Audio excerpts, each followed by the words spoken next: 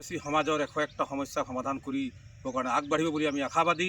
আৰু এই চেগতে আজি আমি সদৌ অসম আদিবাসী ছাত্ৰ সন্থা তিনিচুকীয়া জিলা সমিতিৰ তৰফৰ পৰা তেওঁলোক আমি আন্তৰিক অভিনন্দন আৰু শুভেচ্ছা জ্ঞাপন কৰিছোঁ। আশা ৰাখিছোঁ আমাৰ আগন্তুক অহা 21 সংখ্যক আদিবাসী মহাসভাত তেওঁলোকৰো যাতে অৰিহণা আমাৰ লগত সমান্তৰালভাৱে আগবঢ়াই যাব বুলি আমি অসম আদিবাসী ছাত্ৰ সন্থা তিনিচুকীয়া জিলা সমিতি আৰু আদিবাসী জানি শক্তি সংগতি তিনিচুকীয়া জিলা সমিতিৰ এক যুটীয়া সহযোগত আজি আদিবাসী ছাত্ৰ সন্থা বাগজান আঞ্চলিক সমিতিৰ অন্তৰ্গত আদিবাসী জানি শক্তি সংগতি আঞ্চলিক সমিতি গঠন কৰিবলৈ সক্ষম হ'লোঁ।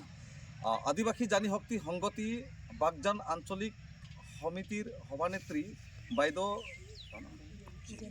জেনি খেৰৱাৰ গড় আৰু সম্পাদিকা বাইদেউ সুমিত্ৰা গোৱালাক এই দুগৰাকীক লগতে প্ৰায় 12জনীয়া এক এডহক কমিটি হিচাপে কটকটীয়া এডহক কমিটি গঠন কৰিবলৈ সক্ষম হ'লোঁ।